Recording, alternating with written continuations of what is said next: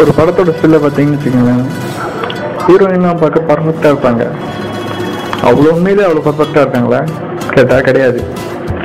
ஏன்னா நீங்கள் உண்மையிலே படத்தில் பார்த்தீங்கன்னா அது கிளியராக தெரியும் அவங்க அந்த அளவுக்கு பர்ஃபெக்டாக இருக்க மாட்டாங்க. அது எப்படி நான் ஃபோட்டோ எடுத்த உடனே ஃபோட்டோஷாப் மூலமாக எடிட் பண்ணிட்ட அப்புறமா தான் ப்ரெஸ்ஸுக்கு ரிலீஸ் பண்ணுறாங்க. அது எப்படி எடிட் பண்ணுறாங்க நம்ம எப்போ பார்ப்போம். ஃபோட்டோஷாப்புக்குள்ளே போவோம். அதுக்குள்ளே இப்போ வந்து ஃபைல் ஓப்பன். நான் தமனா ஃபோட்டோ யூஸ் பண்ணலான்னு இருக்கேன். ஏன்னா இந்த ஃபோட்டோ கிளியராக எக்ஸ்பிளைன் பண்ண உங்களுக்கு புரிய ஈஸியாக இருக்கும். இங்கே இருக்கேன் தமனா பாருங்கள். இப்போ வந்து டூப்ளிகேட் பண்ணோம் லேயரை. டூப்ளிகேட் பண்ணுறதுக்கு என்ன பண்ணோன்னா Ctrl J கொடுத்தீங்கன்னா டூப்ளிகேட் ஆகும். இப்போ டூப்ளிகேட் ஆகிடுச்சு, நீங்கள் பார்க்கலாம். இப்போ வந்து ஃபில்டரில் போய் லிக்கிஃபைக்குள்ளே போங்க. அது ஒரு புது விண்டோ ஓப்பன் பண்ணும். அங்கே வந்து டாப்பில் ஒரு டூல் இருக்குது, ஃபார்வர்ட் வேப் டூல்னு பேர். அதை செலக்ட் பண்ணிக்கோங்க. மவுஸை ப்ரெஸ் பண்ணிவிட்டு எங்கே இருக்கோ அந்த இடத்துல வந்து நீங்கள் எடிட் பண்ணுங்கள். பாருங்கள் இப்போ நான் எப்படி எடிட் பண்ணுறேனோ மவுஸை ஹோல்ட் பண்ணினே எடிட் பண்ணுறீங்க.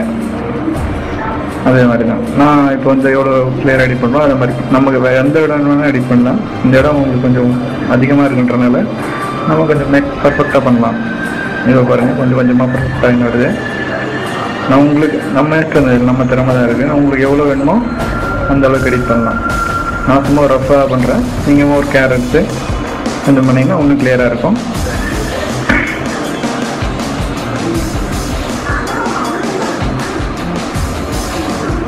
கொஞ்சம்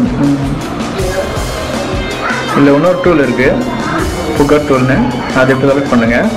அதை பார்த்தீங்கன்னா கொஞ்சம் பர்ஃபெக்டாக மேக் பண்ணுறதுக்கு கொஞ்சம் சுருக்கும். அது திங்ஸை கொஞ்சம் பார்த்தீங்கன்னா பர்ஃபெக்டாக இருக்கும், நார்மலாக இருக்கிற மாதிரி காட்டும்.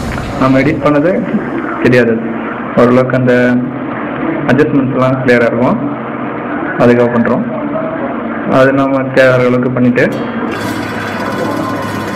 பண்ணிங்க எவ்வளோ வேணும் பண்ணிக்கோங்க. ஜஸ்ட் கிளிக் பண்ணிங்கன்னா போதுமா, கிளிக் பண்ணிங்கன்னா போதும் இருக்குது.